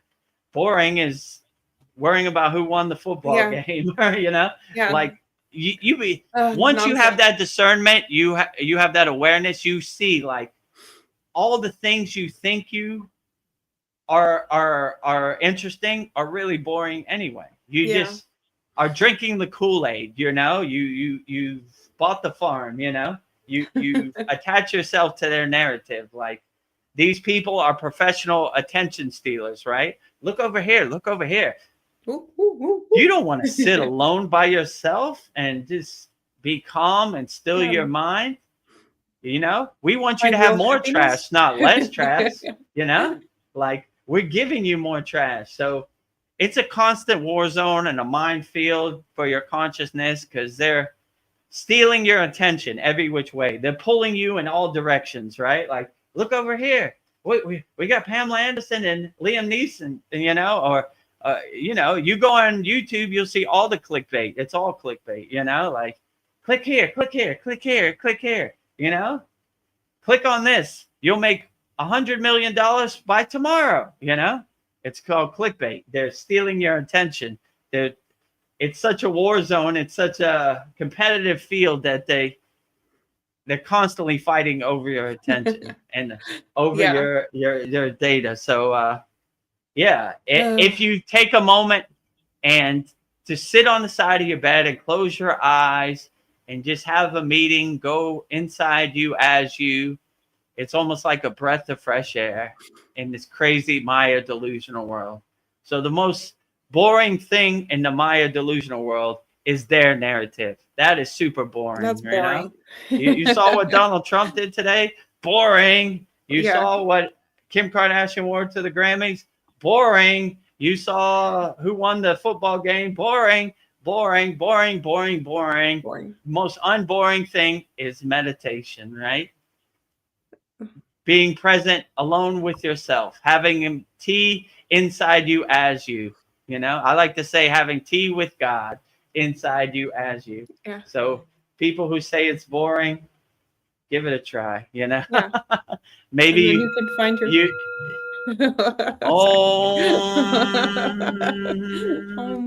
you find your inner peace inside you as you. So give it a try. Don't believe anybody. I like to say the supreme science of Kriya Yoga, right?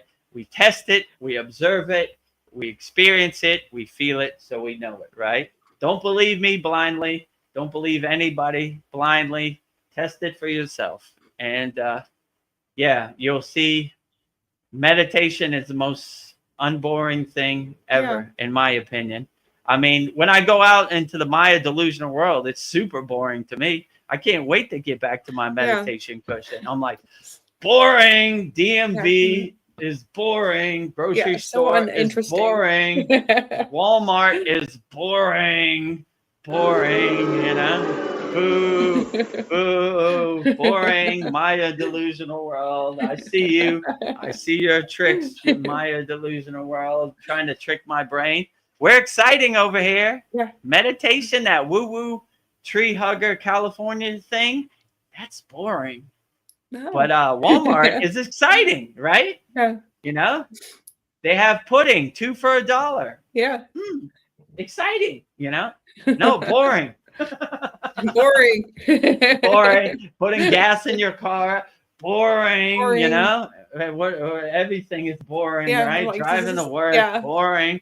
Boring, boring, boring, boring. Meditation cushion, breath of fresh air.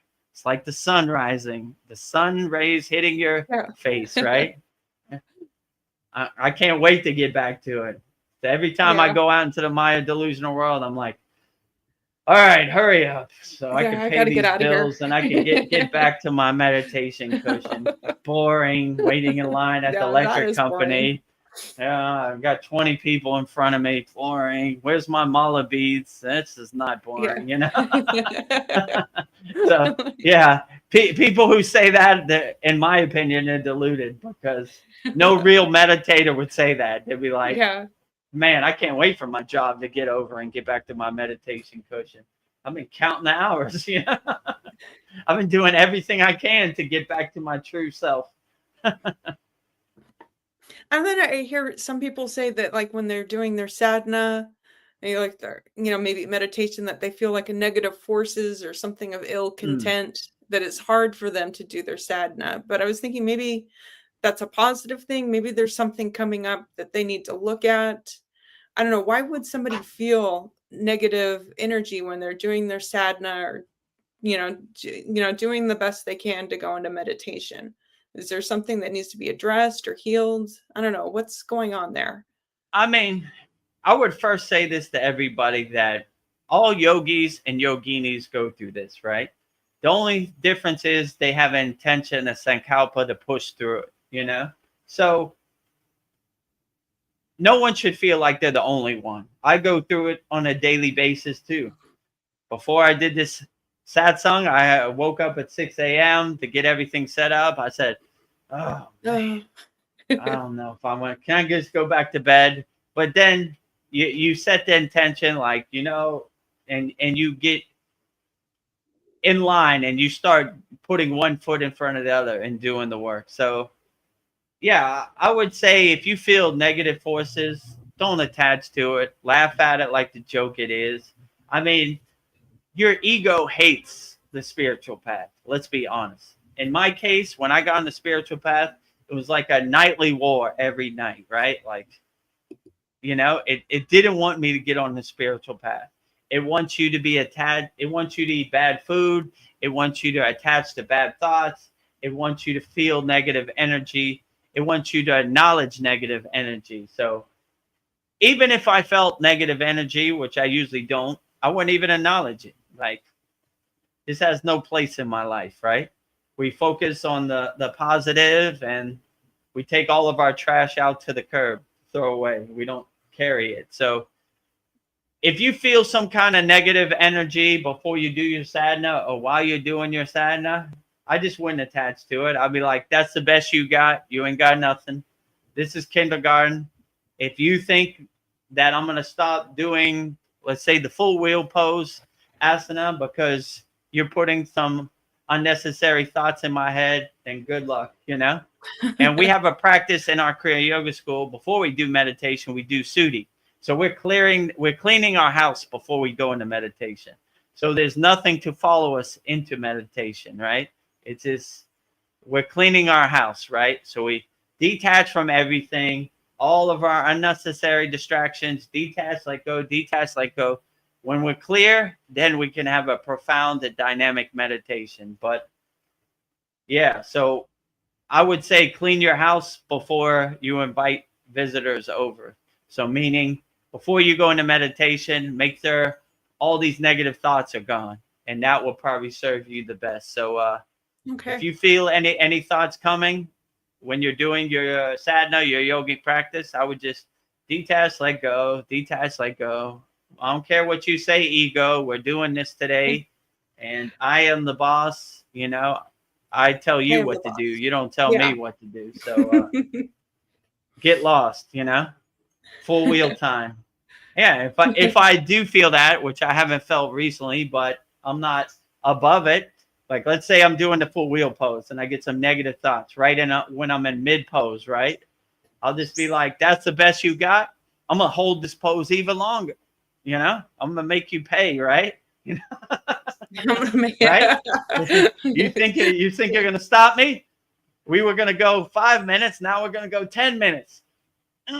Eat that, ego. That's the best you got. You ain't got nothing. Light work.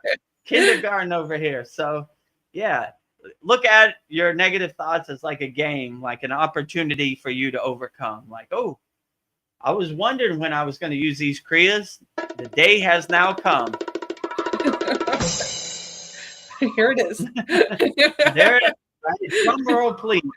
Right? The day has come. The opportunity is now here, and we could get to work. So yeah, anytime a negative thought comes up, see it as the opportunity to overcome, and that it will serve you good, and just laugh at it like the joke it is. So yeah, if it happens to me, I lean into it, so I'm like, I see you, I see you. And like I said, like I focus my Shakti, my Bindu, my Tratak on the negative thought and melt it like the Wicked Witch of the West. Melting, melting. Melting, melt it away, right? Goodbye, right? So melting away like snow in the sun. So yeah, anytime a negative thought or a negative emotion comes up, see it as the opportunity to break out your Kriya yoga tools and do your inner work and melt it away, I would Yes. say. I don't know. I've been thinking about something you said a while ago, that when you slept in your caves in the Himalayan Mm, mountains, it was the best sleep of your life. And I was thinking, sleeping on the floor, maybe that's better for your body, to like for your bone, to sleep on a firm something firm instead of like a soft mattress. I guess the ground can like relieve the pressure off your body. I don't know. A soft mattress makes your body weak. So I was thinking, yeah, and, sleeping on firm surfaces could make you stronger. I don't know. I've been seeing a lot of videos where people are like sleeping on rugs, but it takes a mm. while to get used to it. I don't know, and it would be so much cheaper to not have a mattress, because I remember I and my husband, we bought our mattress like 5 years ago, and it was Mm. $3,000 for this mattress. And if Yeah. you don't rotate it every so often, then it's just like you're sleeping in a hole. So I forgot to do that. Now I'm sleeping in a hole. So, but I was thinking, yeah, maybe, I don't know, that's something to work towards, is like sleeping on a hard surface and getting back to sleeping on the ground. And then if you could sleep on the actual ground or in a cave, you'd be grounding yourself too. I was just thinking that would be like something really good for you.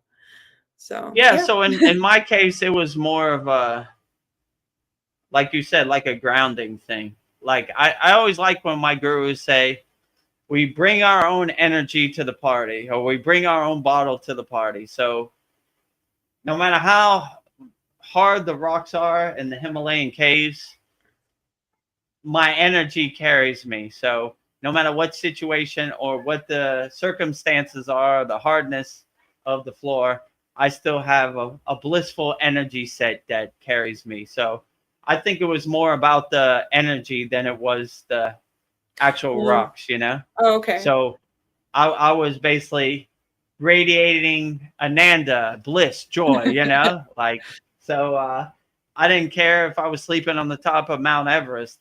My energy was unchanged or untainted by the elements. So, you know, no matter where I slept, it was okay. So if I had to sleep on a million rocks, I would still be in the same state that I was in the Himalayan cave. So I think it had less to do with the stones of the Himalayan caves than it did. It was more my energy than the situation. So Oh, okay.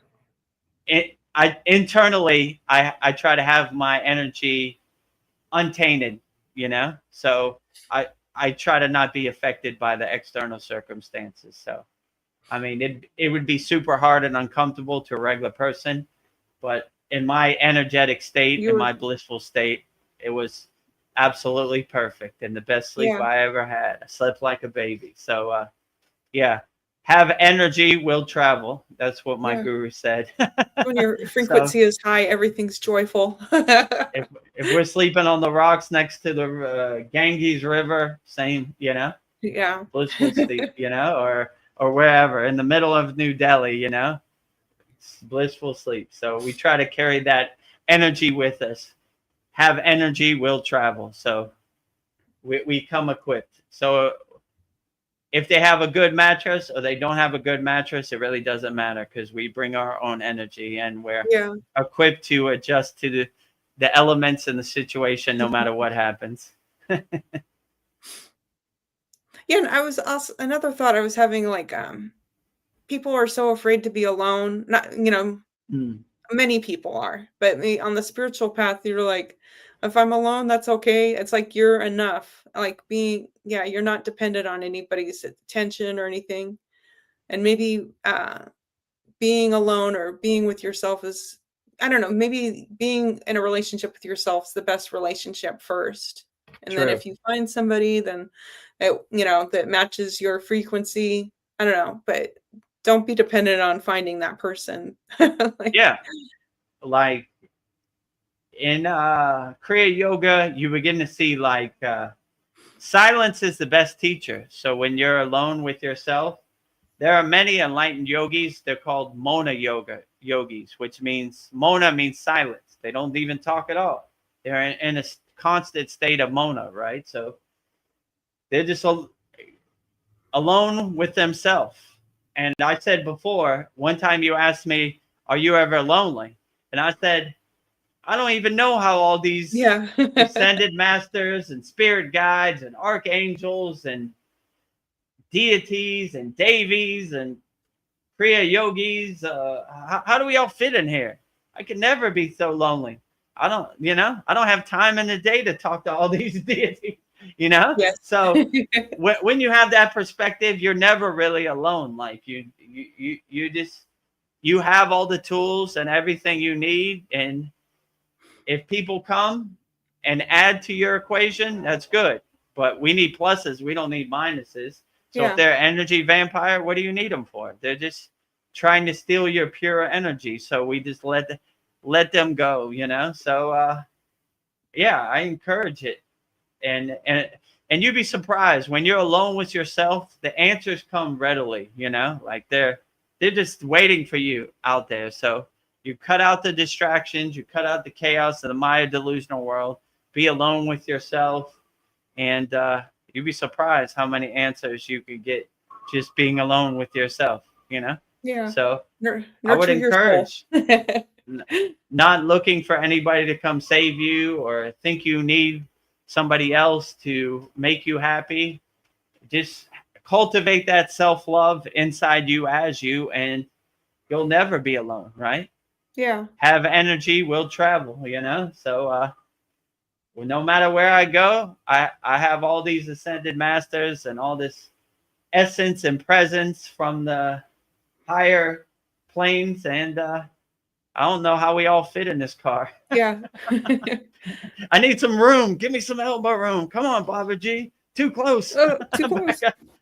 Back up. Right? driving like this, Om Kriya Babaji Namo, I want to fly like an eagle, let my spirit carry me. Time keeps on slipping into the future. So yeah, we're singing songs driving the car all together, right? Like karaoke in the car.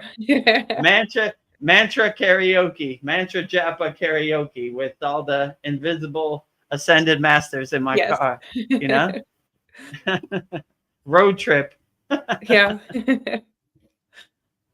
I just saw a beautiful quote. I don't know, I really love it. It says, if you can succeed at loving imperfect people, then it becomes plausible that somebody could love imperfect you. We don't need to be perfect. Yeah. Yeah, you don't. This is who I am. Love me or leave me alone. And I accept you for who you are. And my daughter just turned 16. I would prefer to her be a yogini and be on the spiritual path and meditate with me. I accept you who you are. When I was 16, I didn't want anything to do with church, meditation, God, anything. We all have different timing, so give people their space to figure it out for themselves. If you need some help, we got all this below, right? We'll give you some tools, but most people are on their own timing. So when you come around, we're here. So when I give you space for you to figure it out, So but yeah, I don't know. Not everybody's going to happen the way you want them to happen. Yeah. So I would just let it happen the way it happens. And if you have your own self-love and you cultivate it and enhance your own self-love, you don't really need too much love from anybody else.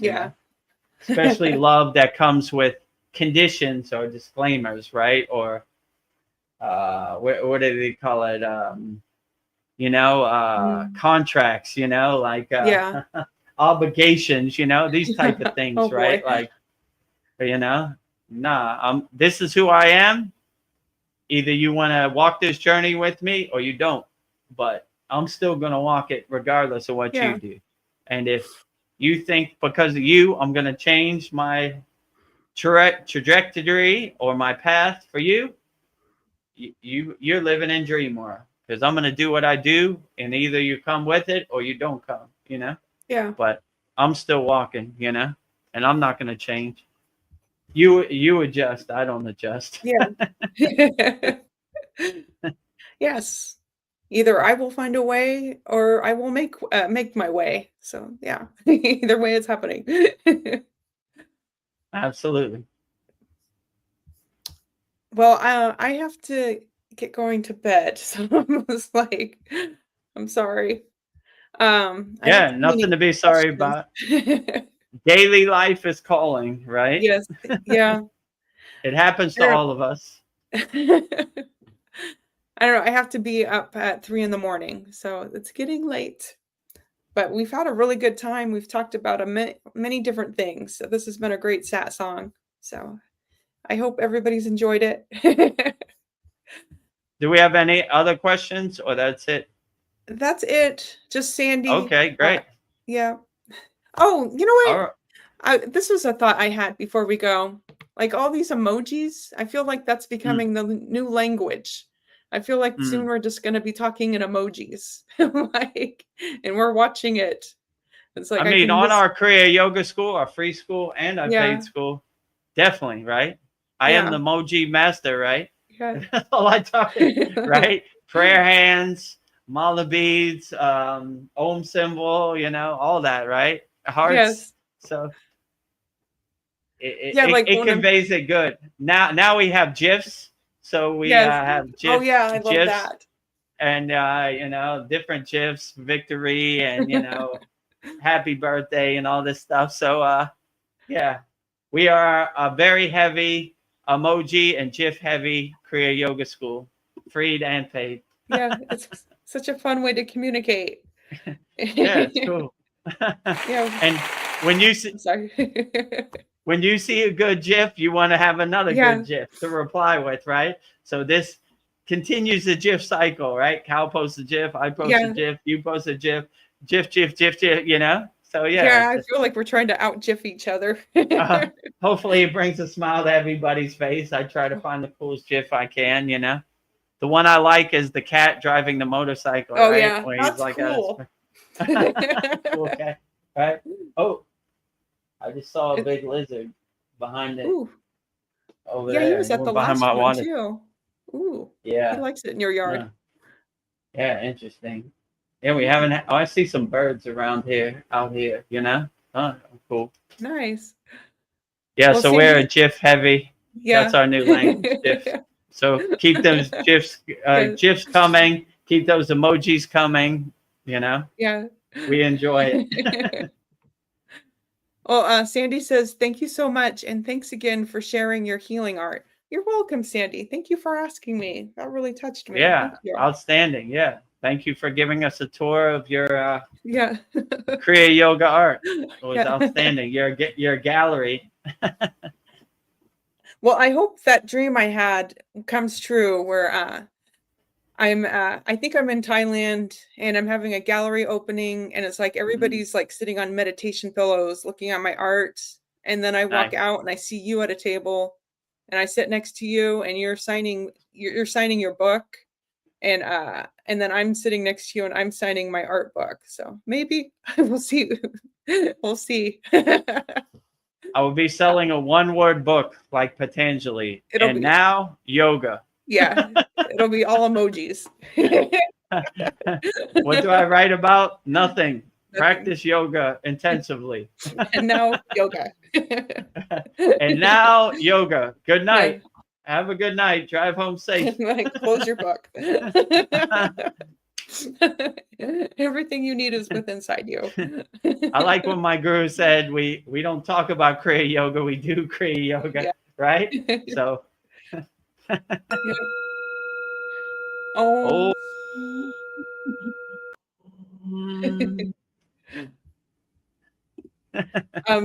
Sandy. Nick Jeremiah Donalds is here with us. He says, "Thank you for the sat song. Have a blessed night." Aw, thank you. You have a blessed night where you're at, Nicholas J. Donalds. And also, Nicholas Donalds is a member of our Kriya Yoga Masterclass. And if you check your school DM, I sent you the 1 year and 6 month certificate that Veronica painted with Lord Ganesha in the background. So Right here. Thank you for being a member of our Kriya Yoga School. A1 day one from the beginning. Yes. Sandy sends us some clapping emojis. Oh, we have applause sound effect too, right? Yeah.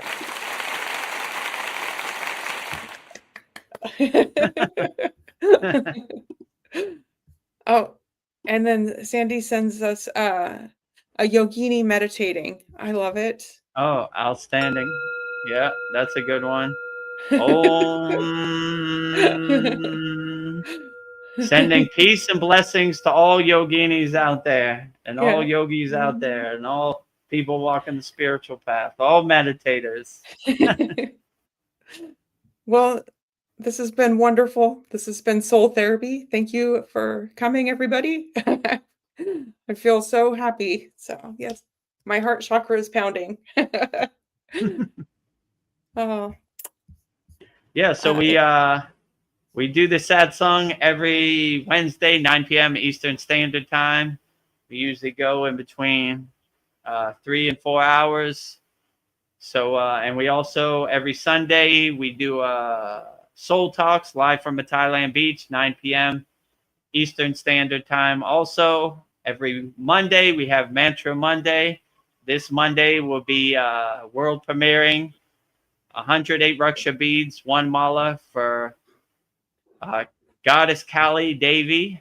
And every day, Babaji quote, you know, and every day, long form satsang or Soul Talks video.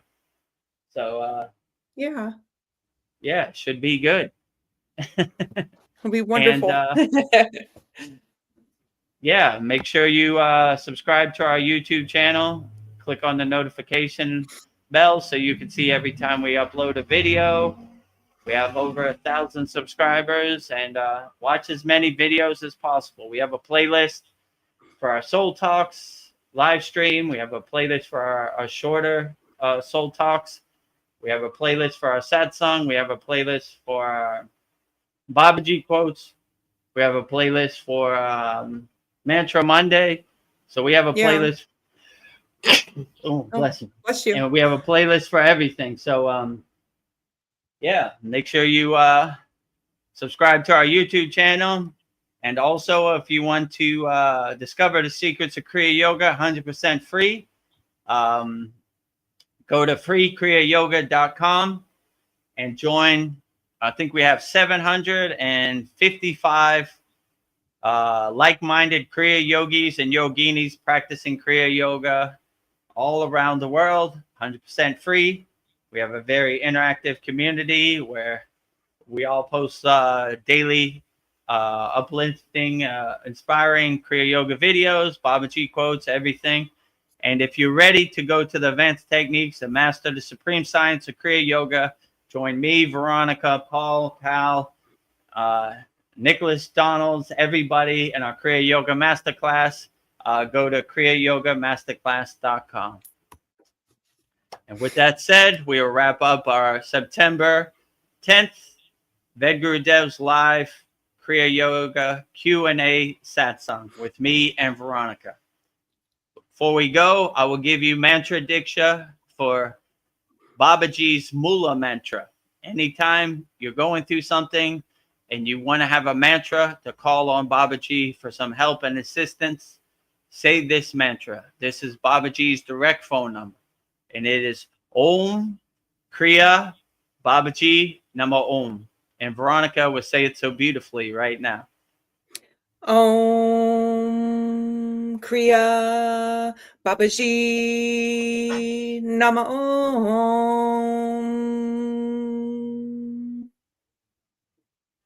Om Kriya Babaji Namo.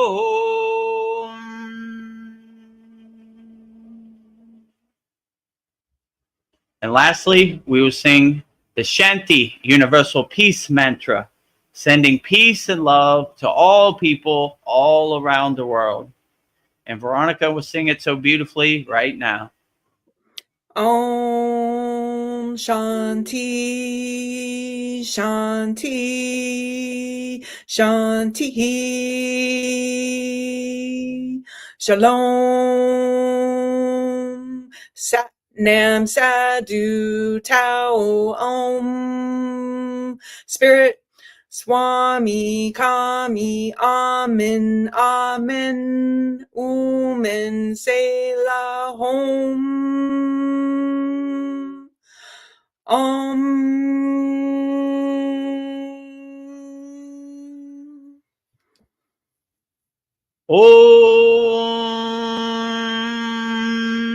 Shanti, Shanti, Shanti. Shalom. Sat Nam Sadhu Tao Om Spirit Swami Kami Amen Amen Omen Selah Hom Om.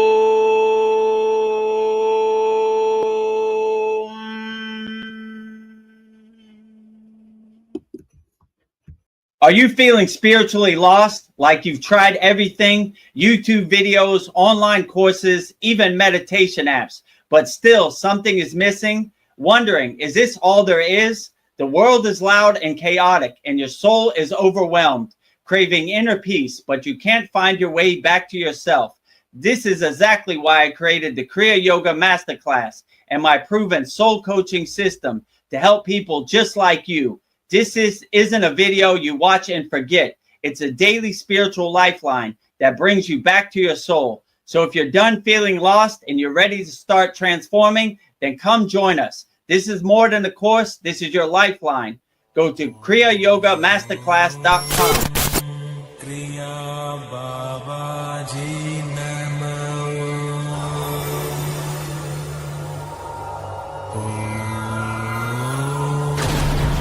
Kriya Babaji Namo.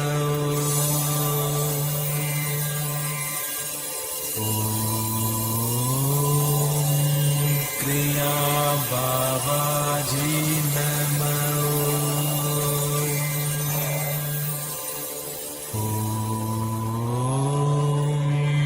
Kriya Babaji Namo.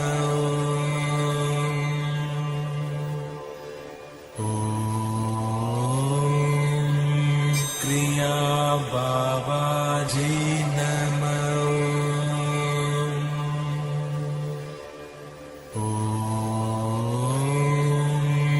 Kriya Babaji Namo.